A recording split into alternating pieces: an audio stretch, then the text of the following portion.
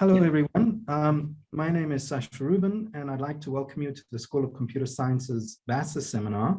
The seminar, as many of you know, is named for Sir Adolph Vassar, who funded the University of Sydney's first computer in the 1950s.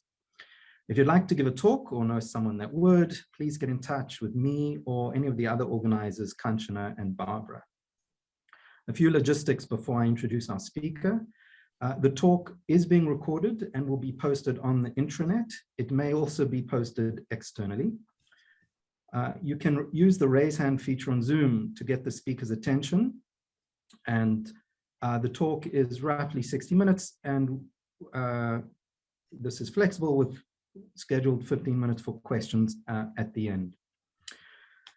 So, I'm delighted to introduce our speaker today, Lukasz Kaiser, who I've known since before he started working on machine learning. Lukasz works at OpenAI on fundamental aspects of deep learning and NLP.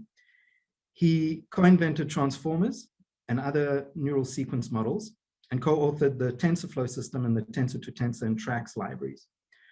Actually, before working on machine learning, he was a tenured researcher in Paris and worked on logic and automata theory. Today, he will tell us about how far transformers can go. Over to you, Lukasz.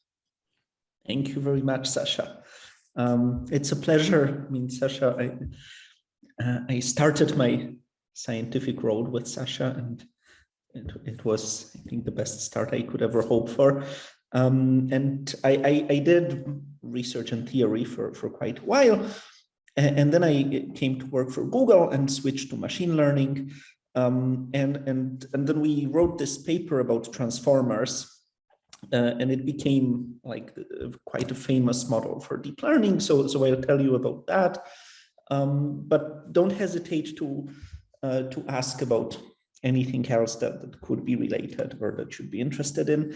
And the title is How Far Can They Go? Because I felt, I mean, in the community of NLP and machine learning, transformers are very well known. But since, I mean, the paper about them, they appeared in 2017, it's been 5 years, more or less. And in that time, I think even every one of the authors was deeply surprised by how much more they can do than the original task that they were invented for, which is machine translation. And a lot of people are asking, so if they can do these things, how far can we take that? And that's what a number of organizations are studying, and nobody really knows, right? This is not mathematics. It's a science of you can believe many things, but I can show you some impressive things that they can do. And it's mostly to start thinking, I mean, what we're really thinking is like, can they do things like reasoning, right? Can these models start doing mathematics like we consider it? Because it's a very biased view, right? And it seems like there's signs that they might. So I'll show you why.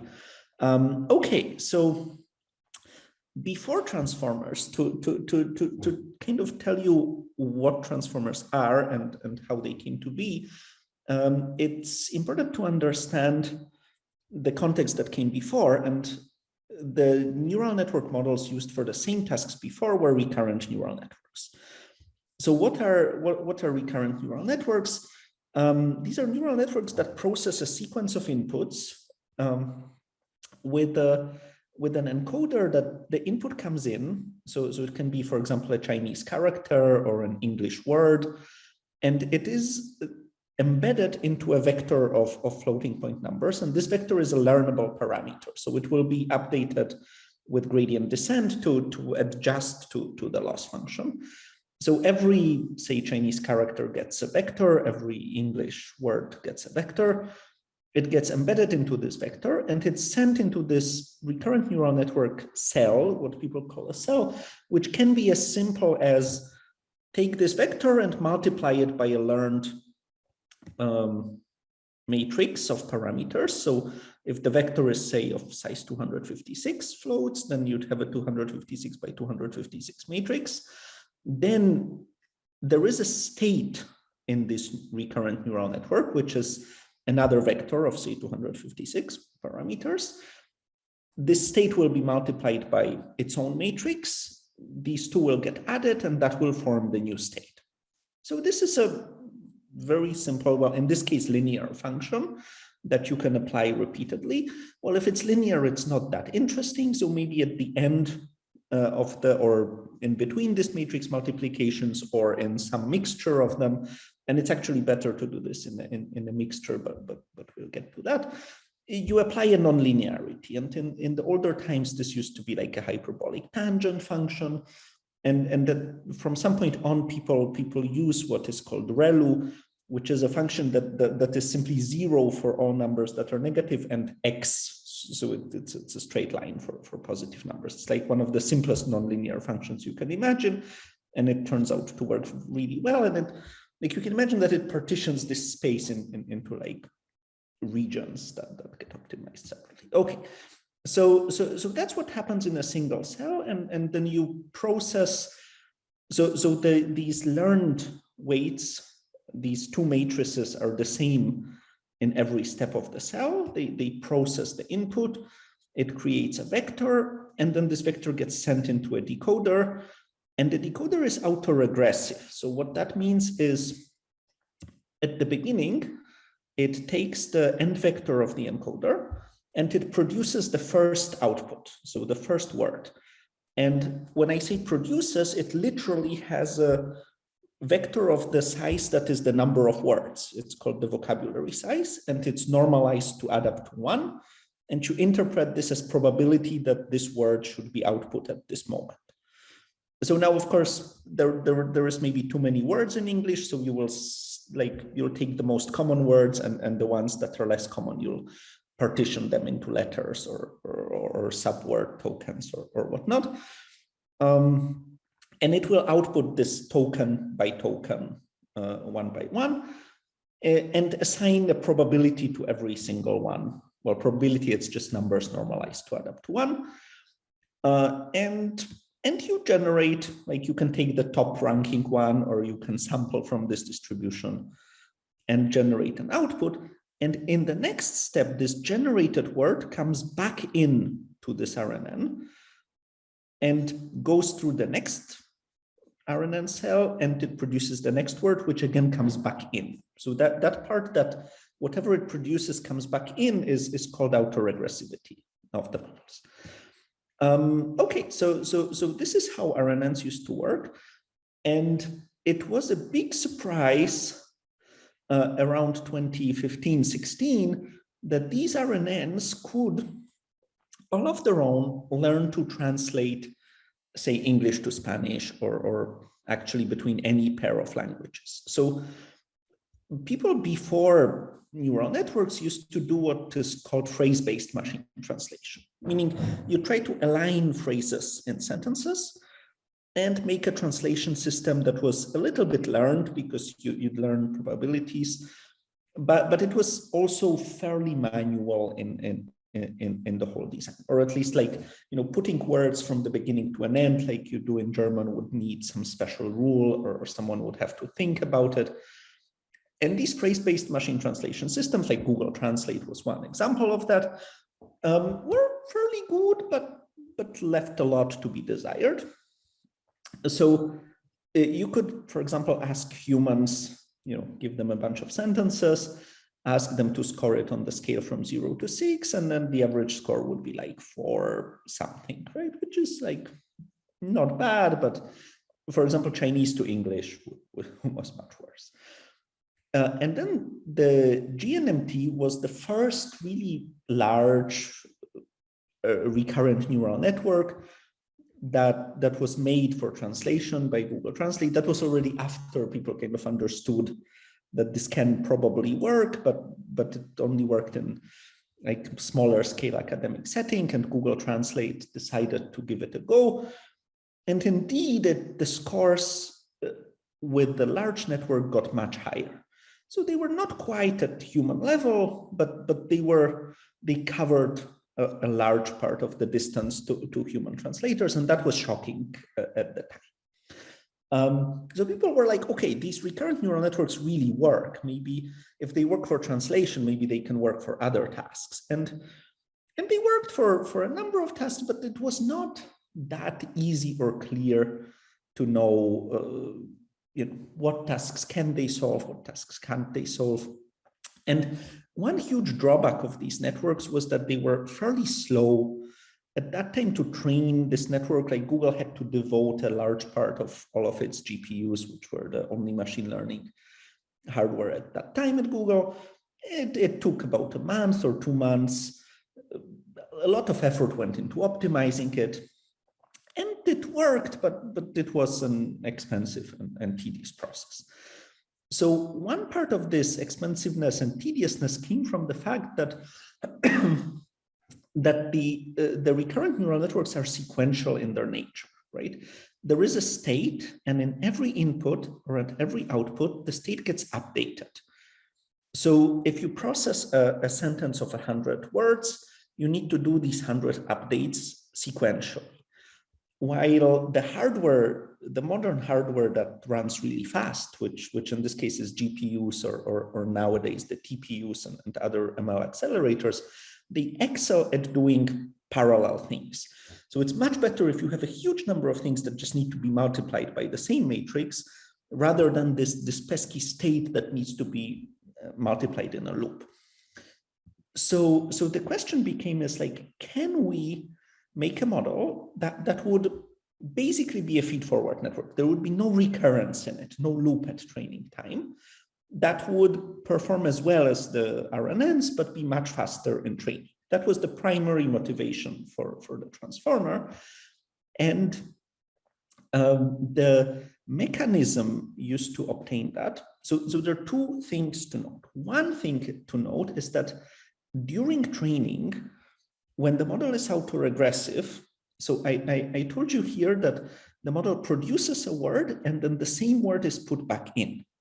So this is true at decoding time from the model, but at training time, we know what is the correct word that this model is supposed to predict here.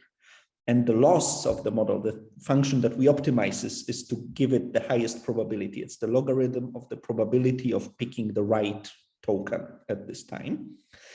But when we train it, well, at the beginning, the model picks a totally random token. So for it not to go completely astray, what you input is not the token the model predicts, but the correct token, the one that actually appeared in the true translation that you have in your training data.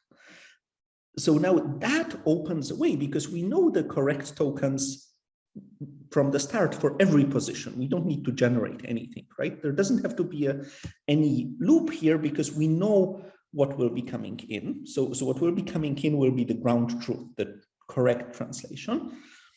And what we need then is a model that will do something that can almost simulate recurrence, but without having a loop to make it fast. Okay, so how can that happen? Well, the inputs come in, they get embedded, and then we do something which is called self-attention. So a self-attention is an operation where these vectors attend, and what it means to attend is there will be a single scalar number by which the other vector will be multiplied, and these numbers will add up to 1. So maybe it's actually easier to to understand. Probably I didn't put the equation on the slide, but the equation is as follows. You take the activations and multiply them by 3 different matrices called the queries, keys, and values. So when these embedded vectors come in, there are 3 learnable matrices, Q, K, and V, of size n by n, where n is your dimensionality of the model, so say 256 or 512, or the bigger the model, the more. And so you create 3 vectors from each of these vectors, the Q, K, and V vector. And the vector product of queries and keys becomes the number that determines how much the query and key attend to each other. So how can you think about that? Think you have a number of words and you got these Q and K vectors from them in a learnable way. And you want to think, how are these related? So if query and key were an identical vector, you'd say they're very related. And what metric could you use to measure relatedness? Well, you could use cosine distance, right? You imagine this hypersphere, and if these vectors were unit vectors, you'd just measure the angle between them. So the angle is like the vector product of unit vectors would give you that angle. And a vector product is very easily and quickly calculated by modern hardware. And it turns out if you even skip normalizing, so they're not unit vectors, but you say, oh, I don't care, I'll just take the vector product, then it works really well. So you have this similarity between every pair of these vectors. So there is an n by n matrix when n is the length of your sentence. You have the similarity scores for each of them. And then you want to, from that, to make a probability distribution to normalize them, to add to 1. But you want it to be picky in the sense, if you have like a word, you want to pick, oh, which would be the related words that come around. And so you have these similarity scores, but to pick, like you could normalize them to 1, for example, just take the sum and divide by the sum. But instead, it's better to first exponentiate them to make this distribution very, very picky, and then normalize to 1. So you pick like the more attracting ones. And that operation is called attention. It was called alignment earlier in the phrase-based models, or there were cousins of it called alignment. That's where these ideas came from. But the new part of transformer is that you apply this also on the decoder side. So you're starting to generate these words and you'll apply the same operation, but now, like, since you're generating them, you need to be careful because you input all the true tokens that will follow, but you can't attend to the future because in inference time, you will be generating them. They won't exist for you yet. So you will do the same product, but you will mask it to only attend to things that are before it. So in this animation, you can see like it attends to all of this input sentence, but then it only attends to the things that come before in this. Looks like this Lukasz is frozen. Hello. Can you see me? Yes, I can. Yep, all good for me too. Okay. It's not frozen on my end. All good. Okay, so I'm happy to continue if that's okay. Yeah, sure. Okay, so that was, I think, the main new idea that you could really attend just backwards in the causal way, and you make a number of layers of those, and in between these attention layers you also have like pure feed-forward layers that just take every vector separately and do a matrix multiplication and nonlinearity and another matrix multiplication. So there are these pure feed-forward layers, extremely parallel, and so that was a model aimed primarily at speeding up translation at that time. But in addition to speeding it up, it actually made the results a fair bit better. So a blue score is a way people used to score translations, and it's the higher the better. It measures like an overlap of n-grams of like bigrams and trigrams of words that between what you generate and the correct translation. And it's been used in machine translation for a long time to measure quality, and phrase-based machine translation models, for example, on this English-German data set got to like 21, 22 was considered really high. And these pre-transformer networks, they could even get to 24, and that was a big success. That was the huge improvement. And what happened with Transformer is even the base model got 27, and that was quite shocking. And then you could push it to 28, and then later people optimized it more and got 29, and now it's kind of besides the point to talk about this, because at around 31, this metric starts to become not relevant. I mean, it correlates with actual quality up to some point, and then it's not that relevant to measure it anymore. But in addition to being much faster and more parallel, which is this training cost part, it also gave much better results on translation. So that was like, oh, well. So this model not only is faster, which was the primary goal we were thinking of, but it's also much better. And then, we started thinking like, so what happened here? So for example, it started to be able to do coreference resolution. Like there are some sentences where to translate it from English to French, because you need to assign gender nouns, you need to kind of understand what happened to what. Like the animal didn't cross the street because it was too tired, and the animal didn't cross the street because it was too wide, is one example where the it, you need to assign it. Well, if it's like the animal and the street have different gender pronouns, you really need to know which one is which, because otherwise you can't translate correctly. And transformers were the first model where we saw like, okay, this is happening. You can actually find a layer where you start seeing that there is more attention from the it towards. There is actually a part of the model where the attention matrix tells you, oh, this is looking at this word. So it always looks at the coreference resolution words, at words that it could refer to. And somehow, for some reason, also always at the last dot. But you can see from this matrix what could it be resolved to, and it can actually, you can see this in some translations that it starts to do correctly, that the previous models would never. There are these Vinograd schemas that the other models would never get correct, and this model started getting this correctly. And then, so that was around 2017.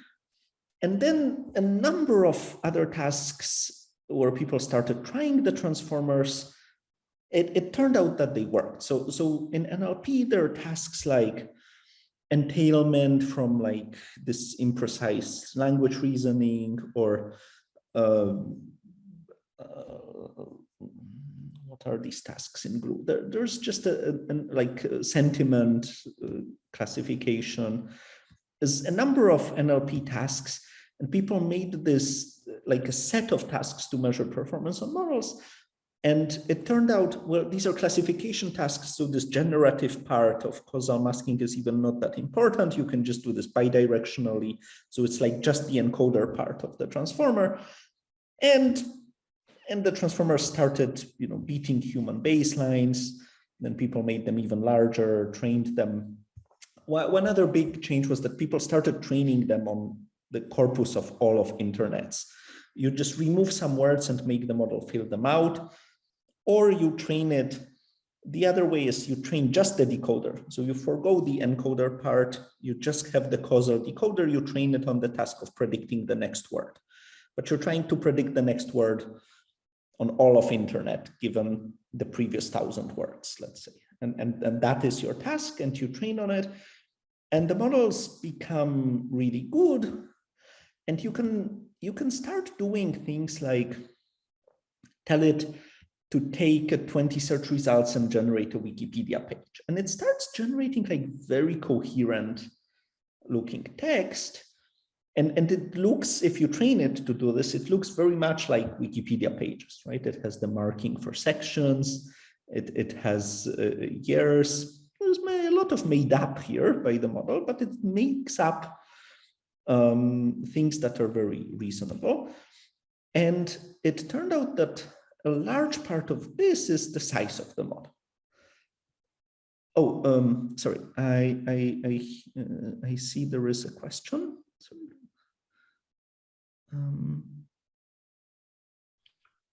Leon, did you have a question?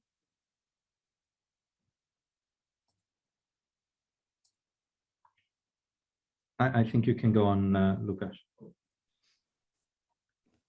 Okay, so it turned out, in terms of quality of the text and also performance on these tasks like translations and classifications and so on, a lot depends on the size of the model. So the size is determined basically by this one number, which is how broad your vectors are, which started at 256, 512. Like the big models these days have like 12,000. So the matrices are 12,000 by 12,000 parameters. So you can see how, and the number of layers. And it started with like 6 layers, 8 layers. Now the big models go up to 100 layers. So you can see like, this is a generation from a model with 20 million parameters. You just tell it title is Pescadores Weekly, and it starts generating. And it says like Pescadores Weekly is the official weekly organizing body of science. This makes not much sense. And then it makes even less sense, right? Like this is a very nonsensical thing. You take a model with a bit more parameters, 300 million, and it says like the Pescadores Weekly is the only daily newspapers in Fort Hood. And then it starts knowing things, like it knows that John McCain, it has something to do with Republicans. And the question became then, so if you take it up, if you go to 1 billion parameters or 10 billion, will it actually know more? Will it start to have knowledge? And the model in the series called GPT. So GPT stands for like general pre-trained transformer or something like that. These are big models that are basically the decoder part of the transformer, trained on all of internet and some books that people found and so on. So a large corpus of text. And then you, in a few years ago, I don't know if it was 2020 or so, or 21, but The Economist made an interview with GPT-2. And it was like, The Economist would ask the question and the people would select like one of the 5 answers the model gave. So how worried do you think we humans should be? And it's just like, oh, depends, it makes like a coherent paragraph. That was the level of its performance. And then GPT-3 was a model that had 100 billion parameters. So it was 100 times almost larger, I think 170 actually. And GPT-3 could like make a whole story, basically. It was used in kind of Dungeons and Dragons games. So it would write you like you arrive at a small wooden store with street music in the window, doors locked, so you knock, music suddenly stops. It's a whole story and it's actually coherent and it can go on and you can like say to do something in the game and it will adjust. So that's nice. But another thing that this large model started showing is Viewshot Learning. So what is Viewshot Learning? It's basically, instead of training models on things, like you make a data set of inputs and outputs, this data set should be large, then you have this training, and then the model maybe can do this, maybe not. You just give a few examples of what you want at the beginning of the text. So you'd say translate English to French. You'll give maybe 3 examples or 2, and the model would start doing this because it's read all of internet, so it should kind of know what things mean. And this did not happen for small models, but it definitely started happening for the big ones. And it's a phenomenon now. Like in many cases, if you have a good pre-trained big model, you don't need to train another model. You can just give a few examples and it starts doing things. And that is fairly magical. It's not always as good as if you put in all the effort yet, but the larger the models, the better it performs. So it's fair to say that it will get good in time. But then, so that was all text, but it turns out the same model architecture can also generate images. So how would you generate an image? Well, you could take in the text and basically generate pixel by pixel from left to right pixels are 1 to 256, red color, green color, blue color. And just go in raster order and generate the image. It is very slow because this is like a long, so you can make it better by making patches of images, but it works, and it shows kind of an understanding of the sort, like you can say illustration of a baby daikon radish in a tutu walking a dog, and you see like there is a radish in a tutu and a dog, and that has not been memorized from the internet. This didn't exist on the internet until, so people try to pick things that would show that this model has actually generalized rather than just memorized what was in the training data. Or like an armchair in the shape of an avocado. It does a fair job. And it even, just from seeing images on the internet with the text that corresponds to them on the websites, it's even learned kind of to spell. It's not very good at it, but it's quite impressive that you can, tell it a word and it will like draw it. And so that was all fine. But then we thought, okay, what we'd really like to, because so the model can generate stuff, image, text, but does this make sense, right? It's kind of hard to judge because, it's an avocado chair. Yes, that's nice, but it's hard to judge which avocado chair is better than the other, or which story is better than another story. While if you ask the model to write code, then you can take a programming competition, and there is a very clearly defined notion of correctness. Well, for example, does it pass all the tests we gave it to? And you can make the tests fairly discerning and have a really good test for is this model just generating stuff, or is it making sense in this particular domain? So, and code is also interesting because there's a lot of programmers, and you can make this thing which is called Copilot that just is an autocomplete basically, but it's a smart autocomplete, and it will oftentimes write a function for you. So we did that, and it works. It can, to a large extent, solve simple programming problems by now. And the bigger models with like trained on better data and so on and so forth, that's a lot of the work, can actually solve even sometimes not trivial programming competitions. So that's the overview of transformers, and I can tell you more. Like, one of the limitations of transformers is this n squared attention matrix, because when n gets large, like if you go from sentences to paragraph to whole pages, that becomes hard. So some work has been put, and I worked on it quite a lot too, into making the transformer scale to long contexts, and that involves some algorithmic work. But I wanted to maybe first ask if there are questions, or if there are other things that we should talk about first before we go into this more specific part.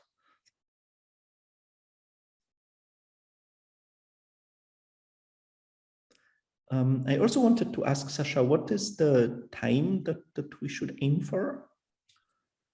So it's now 2:10 in Sydney, and an hour would be up at around 2:30, but we have in total until 2:45, so that's another 35 minutes in total, including questions and so on. There is a question in the chat. Are transformers that generate images trained on images too? Yes. So they're trained on pairs, text and image. And these pairs are basically gathered from the internet. So in the simplest version, you scrape websites, take the images and the alt text that is at the images, but the alt text is often non-existent or bad. So there is some work on improving that. But yes, they are trained on text and images. And also I'm happy to show some demo of that later or now if you're interested. Like if you have any queries that you'd like it to paint, for example, we can do that. Oh, I see another hand from Oliver. Yeah, thanks. I was wondering if, given your background in reasoning and logic, if and you may want to make this in the next part, I don't know, if there's a connection that you wanted to make or would want to make between logic or learning representations for logical reasoning and transformers? Yes, so there are two sides to this question that I both find interesting. One is, I think it's an interesting question. So the transformer can learn certain functions and certain it can't learn. For example, it's very clear that it's in polynomial time. because it's even restricted, like it's n squared, right, or n squared at most, and probably even less because the attention is a fairly specific operation that can't do arbitrary quadratic computation. So it would be, for me, very interesting to know what functions exactly can this architecture compute in principle, assuming it could learn perfectly, it could like magically guess the correct weights, what can it compute? And there is a paper recently proving that it is inside TC0 for a fixed model, but this is a very non-uniform. I mean, transformer is a uniform notion in N, right? It's an architecture that you can change the size of the input and have fixed parameters. So one thing that is interesting for me is like, is it, for example, like an FO uniform TC0? But in general, like what is, are there like small changes that we could make to increase the class of functions that it can learn? That would be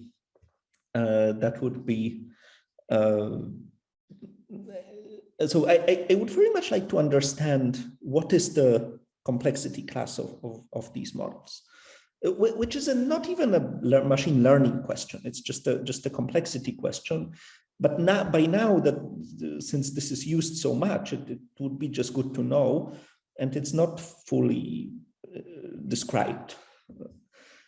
And then there is the flip side of the question to which I want to get a bit later, which is, can the transformer actually do logic? Like, can the transformer learn to multiply out arbitrarily long numbers? That's an easy thing, like add, multiply. But can it start like producing mathematics? Can it start answering mathematical questions? And to some extent, it seems like the big models do some job on this. So maybe it can, maybe it can't. But it's this is very much of interest to the machine learning community these days, because it became this frontier, like, okay, we can generate text. It even sounds like English, but is it gibberish or is it interesting? So code is one way to check this. Another is to try to solve like simple mathematical problems and present some reasoning. And that is, okay, so there are more questions. Why do we create multiple heads in attention? So multiple heads is, what I described was basically a single attention if you took the vector and attended. And what happens in practice is you divide the vector into a number of parts and allow them to attend separately. And this turns out to be very helpful, because it is as if you in parallel did, like, say you have 8 heads. So it's almost as if you had 8 layers of attention working in parallel. So you could make them work sequentially, but again, this would be costly in computation terms, and you'd be using this huge vector for every similarity. While it turns out to assess these similarities and retrieve this information, it's enough to have like 64 or 128, often even 64 floats. And from one vector of 512, you can get a number of these 64 vectors, do attention in parallel on all of them. And this parallelism, it parallelizes very nicely in matrix multiplications that work very well on modern hardware, and retrieve this. So the multiple head reasons is a very important optimization, in the sense I don't think it changes, like you could have these layers sequentially, but it's much faster to do this in multiple heads in parallel. I hope that answers the multiple head question. Then I see, is there a limit where adding more parameters to the model does not improve anymore? So there is definitely a limit if your data set is limited. So if you told me you need to train on this data set and it has 1,000 examples, then adding parameters helps, and then it helps even more than people thought. Like you can be way over parameterized and it still helps, but it definitely plateaus at some point. Now, this is not quite the regime where we're in, because what happens for real is you train on all of the internet, and then you maybe fine tune on your specific problem. And in this regime, there is no sign yet that we would be exhausting the size of the model. So there is, since these models, when they become really big, they're also quite expensive to train. So people study this very carefully. And the recent model from Google had like 500 billion parameters, and there was still a very linear trend in improved performance with scaling parameters up. At some point, we will run out of the internet. So that's there is a problem that once you start repeating data more than like 10 times, the efficiency of this data becomes less. Even though you can repeat it, the model still gets better, but it gets better slower, and it's just not economical to do this. So we will run at some point out of internet, but we're not even there yet. So there is definitely, I mean, I believe everything has a limit, but as long as you have almost infinite data, you can train to way more parameters than like definitely more than 1 trillion, right? Than how many trillions? 100 trillions. This is hard to say, but there are simply other limits in between.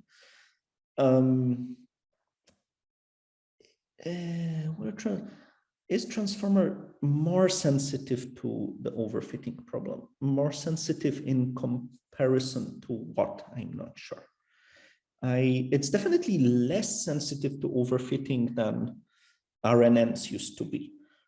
So it's actually more data efficient than recurrent neural networks. And this was like one of the first observations that it would learn much faster, and which means that with less data, it would already grasp the patterns. But I mean, I have a belief that there are networks that are even better than transformer in data efficiency. And I think a lot of people in the community certainly hope that we will find an architecture and a network that overfits less, which would mean that it can do more with less data. That is a hope, but I don't think we have a much better architecture yet. Okay, are there any other questions right now, or should I? Oh, Paya. Hi. So if I'm not wrong, most of these large language models usually just have a one pass through this corpus of the internet. If I'm not wrong, that. Mm-hmm. Yep. So if I'm not wrong, I think that these models are never trained up to double descent, right? So you don't reach that stage of overfitting and then generalizing again, if I'm not wrong. Yes, it is. Not for the whole training data set, but the training data set is usually a mix. So it usually consists of common crawl, on which you indeed, so far people usually did one epoch, but it has other data sets mixed in, like for example, Wikipedia. And these data sets, because they're so small, if you only went through them once, they would be barely a grain in this big internet data, but they're much higher quality. So what often happens is you'll go one epoch over the common crawl, but you do like 10 epochs on Wikipedia. so while on the big data, you indeed don't have any double descent, you can start seeing it on the smaller data sets if you upsample them indeed to the, I don't know if that answers your question. Yes, it does. So basically we would run out of quality text data. Is that that's the bottleneck that we are looking at?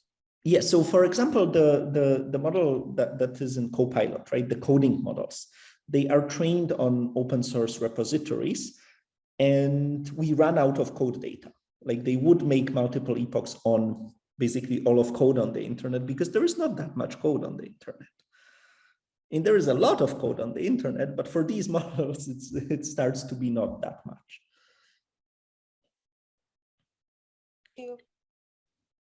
So I don't know if it's even that high quality, right? It's simply, it's something you care about, like Wikipedia, code, whatever, you know, we decide that we care, mathematics, archive.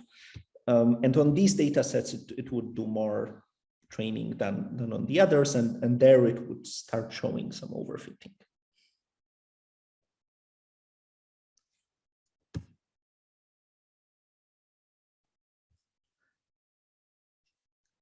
So side question, is there any IP issue with training on the internet?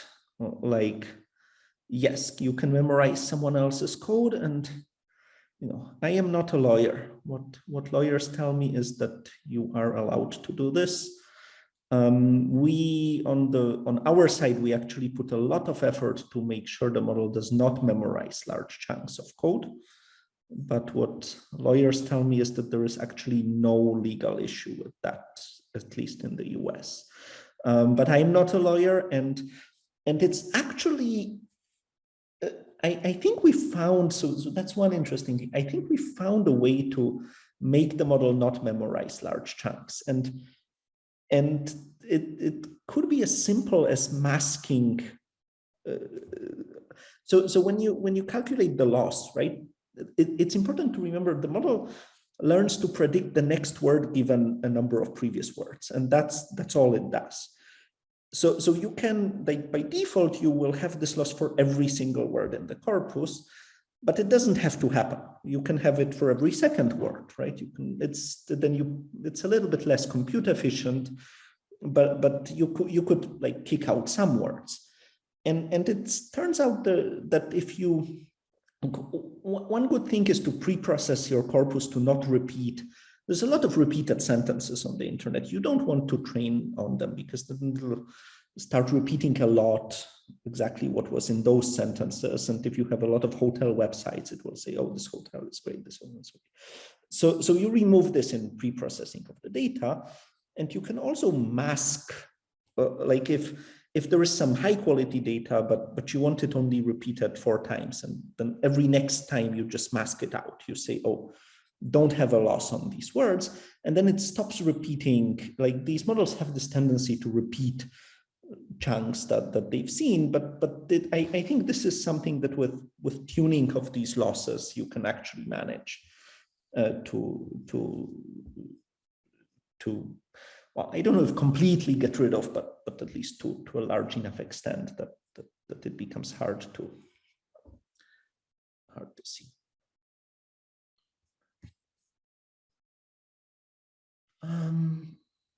Can transformers be used to do lossless text compression? Yes, they can, because they can totally fit. Like they can learn so well that they will reproduce a whole data set when they are trained on it. Since they usually have a lot of learnable parameters, they're not very good in terms of compression ratio, usually. On the other hand, if you allow yourself for a big fixed parameter model and then on top of it compress, then I think there were some papers where people tried that and it did reasonably, but I don't know exactly if it's competitive with like other methods. Okay, so let me see if I can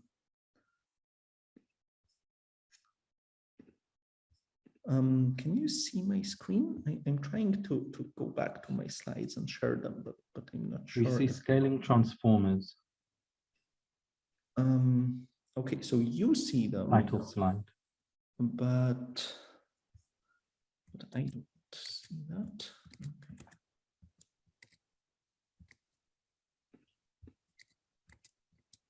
Maybe restart the Let screen me share. try, yes, try it again.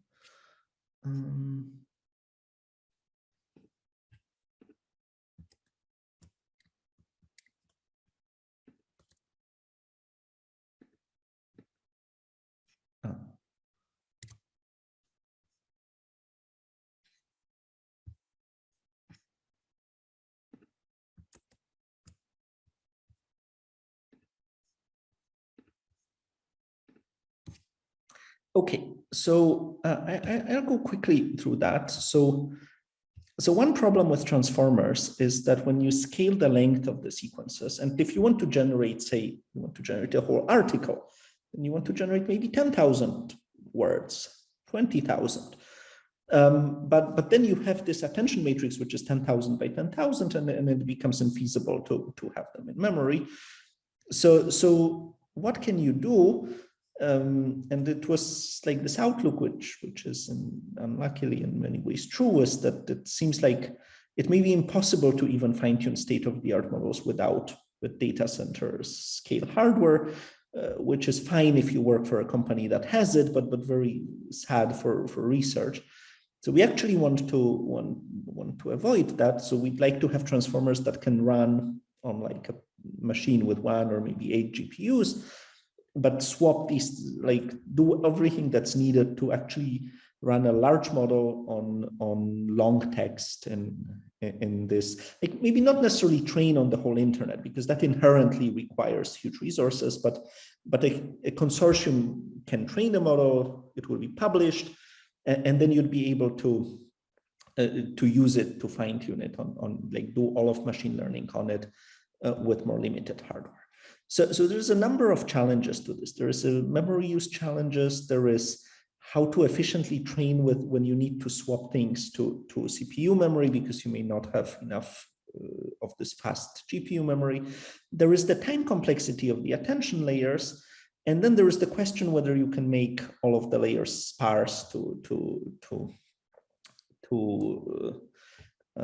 not compute all of that. And I mean, I will not go into details, but there are solutions to all these problems. So for memory efficiency, like one problem comes from the fact that you need to store intermediate activations because you'll be back propagating through them, and you can avoid that in a smart way called the reversible network, using the principle that these blocks can actually be reversible, and that works fairly well.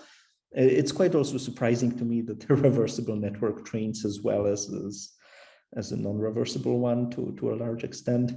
The time complexity of this n squared attention, because it has this queries keys product, the softmax on top of it. So you can note that this matrix is supposed to be sparse. That's what the softmax does.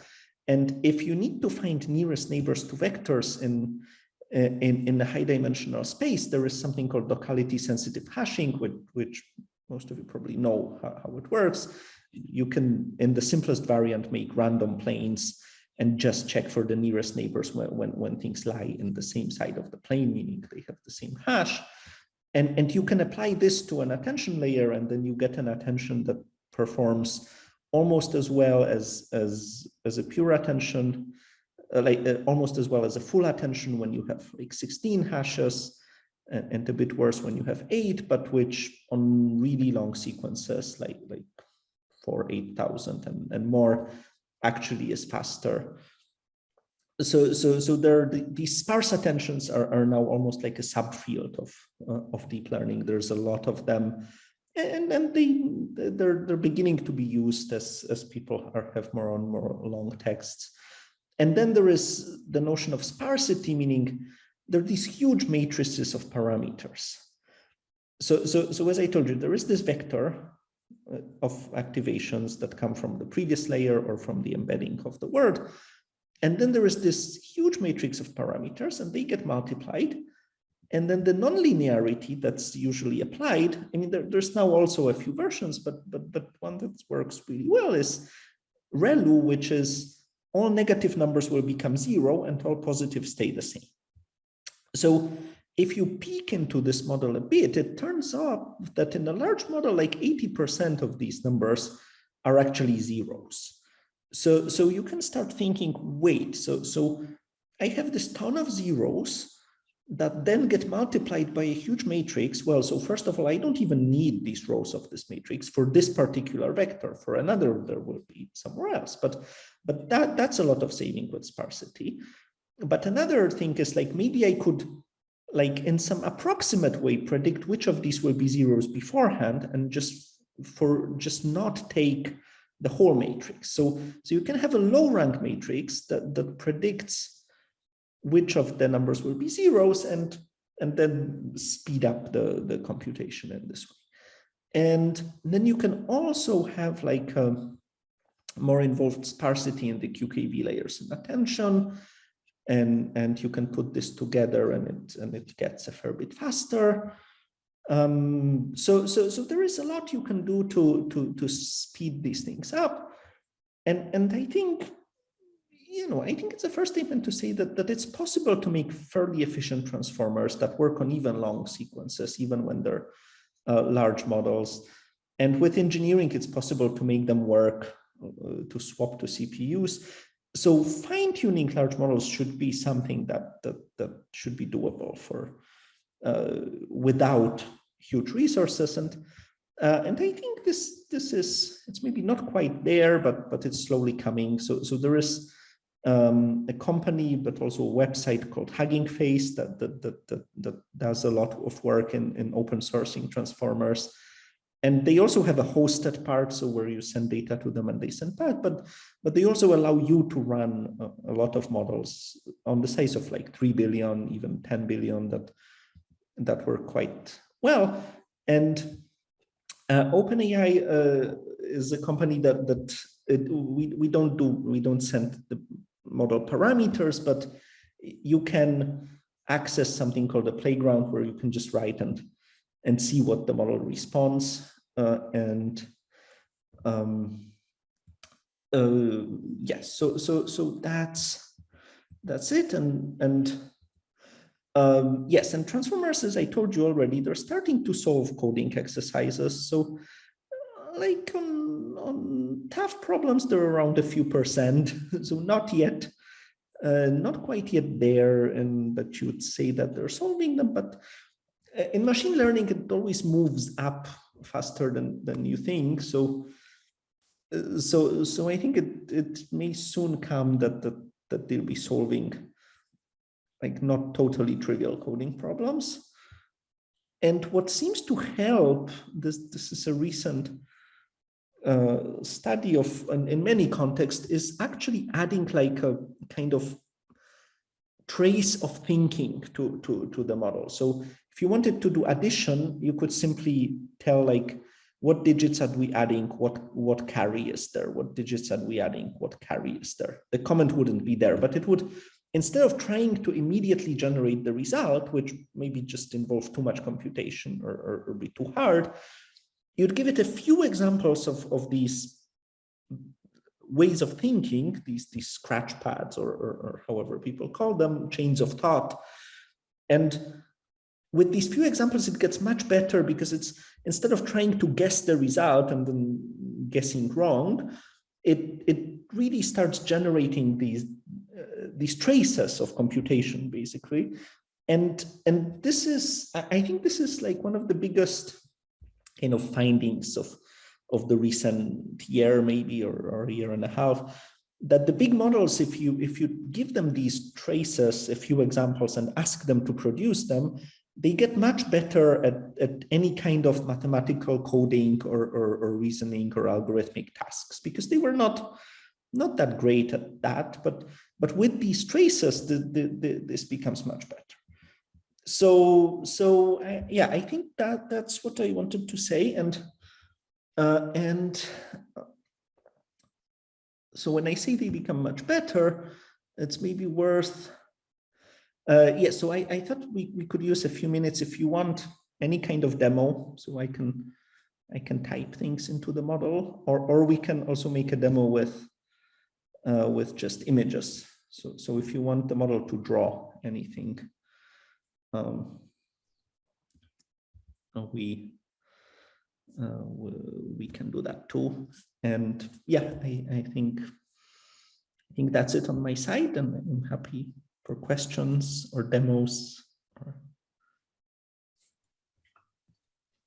So thank you, Lukasz, very much for your insights into how these work and what they do and what their potential limitations are. We do have about just under 10 minutes for questions or comments. Yeah. I was wondering, I think Payal has raised. I'm sorry, is there a question? Yeah, so I'll go ahead. I have a bunch of questions. So if Sasha, you want to go ahead, that's fine. No, go ahead, Payal. Okay, so this is about the sparse network. So I had a chance to go through your latest papers on sparse network, and so we have this recent Google model, which is pathway language model, which had 5 billion parameters. And then we had another DeepMind model, Chinchilla, which had 70 billion parameters. They both seem to follow different scaling laws, and both manage to achieve reasoning abilities that we haven't seen so far. So I was wondering, do these sparse networks, the amount of sparsity that we have, like at every stage, do they also follow some kind of a scaling law? And do we expect that as we scale them, we will see this emergent reasoning behavior in them? That's my first question. Yes. So I don't know. Chinchilla is, I think, already a sparse model. I'm not sure I remember correctly, but DeepMind definitely has a scaling law paper on these sparse, in terms of mixture of experts, sparse models. Now, changing attention to a sparse attention doesn't change the scaling, because the sparse attentions, they truthfully approximate, in most cases, the true attention matrix. So to the point that you can basically take a model trained with full attention, replace it with sparse, and it will work, and the other way around. So it's an operation, because attention has no parameters. There is nothing learnable in it. It's just a method of determining nearest neighbors, which is a full product in the full case, and then it can be approximated in a number of ways. And sometimes when the approximation is imperfect, it helps to train the model with it a little bit, so the learnable parts deal with the imperfection. But in many cases, this is a very small effect. So the sparsity of attention doesn't factor into scaling laws much. They should, as long as you're training correctly and you put the effort into the approximation, it should behave the same as a scaling law of a full attention model. The sparsity of parameters does factor into it. And the models with sparse parameters, they seem to, so there is the sparsity factor, which people call number of experts, because the experts are like the separate things that are not all activated, and the more experts you have, the more sparse you are. And I think the finding of the DeepMind paper was that things actually scale possibly even better up to like 16, 32 experts. And then there is like some signs that maybe they scale worse, or maybe there is some engineering problem with this. The problem with too many experts, very sparse models, is that they become inefficient in terms of the balance between computation and memory access. So I think on the practical side, nobody uses models with that many experts, which would be like in the hundreds, because they're simply impractical in terms of like the hardware and the cost. And maybe in future hardware this will change, but at least for a few years like a lot of limitations here are the purely engineering, like if neither TPUs nor GPUs can do it, then you're stuck with what you can, which is not very nice on the scientific part, but that's the reality. And in the low number of experts, they actually seem to scale slightly better than dense models, but it's not a huge difference. So the scaling laws are generally very comparable in this sense. Thank you. And just following up on what you said. So you said that mixture of experts, like we have seen them, that they scale better. We have seen 1 trillion parameter mixture models. But they kind of use this hard gating mechanism, right? So where you have a particular task, it gets assigned to a sub-module and so on. Whereas if you're using the kind of sparsity in feed-forward networks that was shown in your paper, it's way more flexible. So I was wondering, so if there is more flexibility instead of this hard gating mechanism, does that, so we are kind of reusing a parameter. So does that kind of lead to catastrophic forgetting? Is that is something that happens in this case? Or it's not? No, catastrophic forgetting is a bit of a different phenomenon. So catastrophing forgetting is when a model was trained with something and then starts training on a different kind of data. Like you train it on language, then you start training on code, and it would basically forget language. And that used to happen a lot, and then it stopped. So this is one of these things that kind of just scaling up magically solves some problems. And it seems like, at least to a large extent, when you work with very big models, they don't forget that much. So for example, you can train a model on language, and if it's a really big model, like billions, like tens or hundreds of billions of parameters, you start training it purely on code, it will remember a fair bit of language. It won't be as good as it was, but it's definitely not catastrophic anymore. The MOEs, so the finer grained, like if you put effort into these gating functions, train it really well and analyze and so on, then MOEs, I would say they lose about half of performance, or like 30% to 50% compared to a fully dense. So like the performance is worse than a fully dense model of the same number of parameters, right? But it's much faster because it has these experts. So if you do this very fine-grained, you gain back this 30-50%. So there is an advantage to having it fine-grained. The models get better. They're almost like they're slightly worse than fully dense models. You can get very far. The problem is this fine-grained sparsity is not as fast in hardware currently as the MOE sparsity. So while you get better performance, the payment for it in terms of world time speed, it currently makes it not useful to do this at scale. But this is, as I say, it's not a scientific fact, it's an engineering fact. And this is the current generation of NVIDIA GPUs does not make this economical, but we can certainly hope that the next generation, and we're trying to influence in some sense the next generations of hardware to take this more into account, where it may become more economical. So it's this kind of consideration. Thank you. Just last question, then I'm done.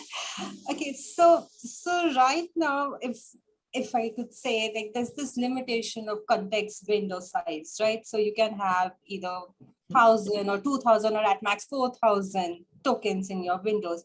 Does sparsity help solve that problem? Well, the sparse attention, yes, because instead of having this n squared matrix, where if you had 100,000, it would be 100,000 by 100,000 full matrix, you make this approximation, and locality sensitive hashing is basically an n log n approximation of this n squared procedure.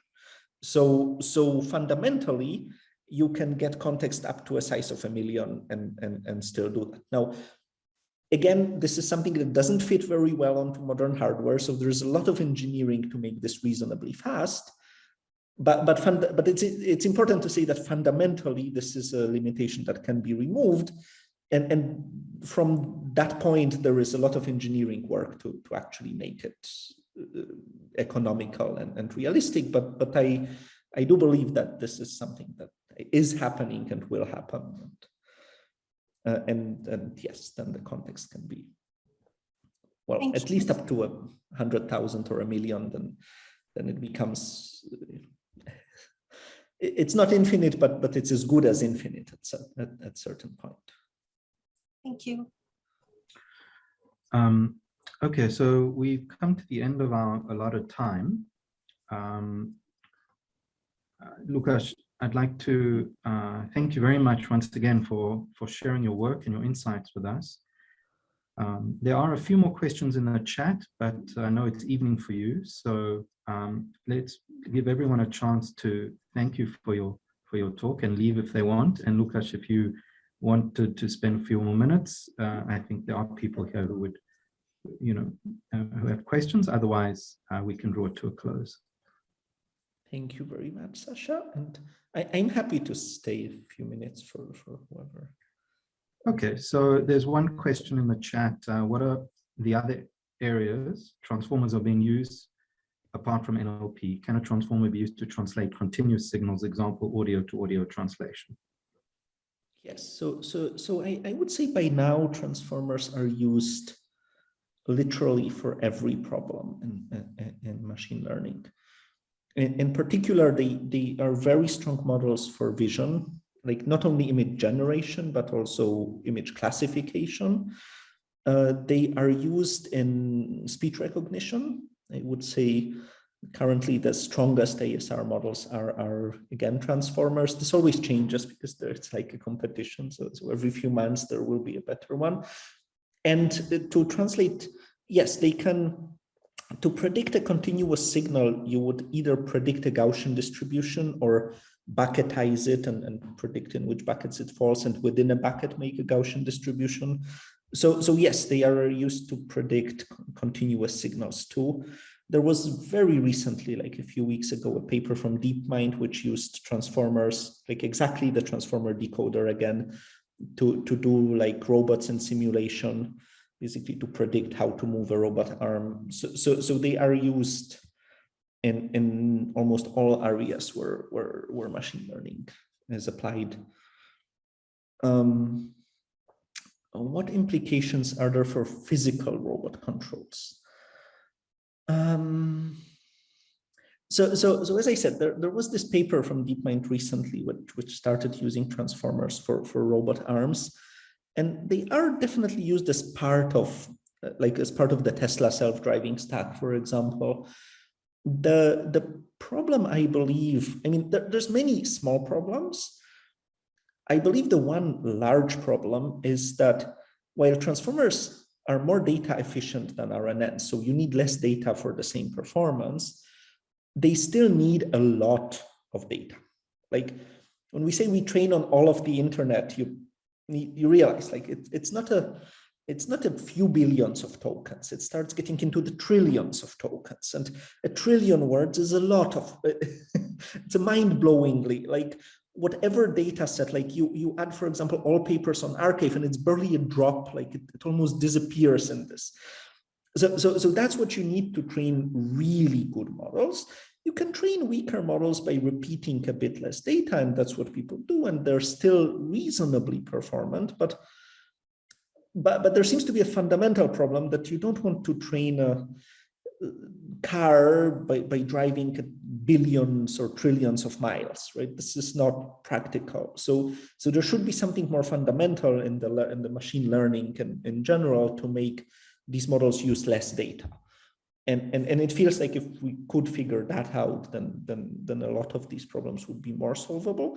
It's not that we can't attempt, and people do attempt to solve them with the current methods, with just repeating. And when you repeat data a lot, these models become brittle because they memorize very well what you've shown them, and then can start doing a bit worse on what you have not. And people try to solve that problem, but hopefully there is like a more fundamental step, like another model that will just do with less data, or maybe a variant of transformers. But that's where I feel like that's one of the most interesting open questions.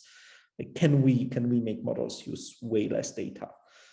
And especially in robotics, like, whatever is in computers or in simulations, you can run the simulation in the end 1,000 times. Your computer won't get tired. You buy a bigger data center, you run it.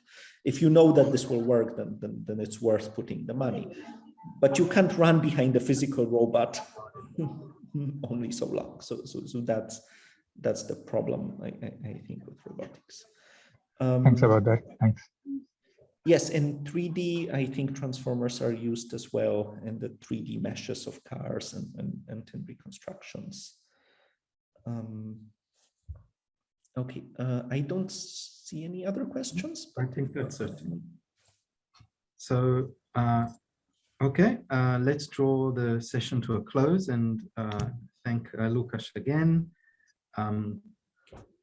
It was fantastic to have you visit us virtually. Thank you very much. It's great to see you, Sasha, and thank you for the invitation. Really, our pleasure.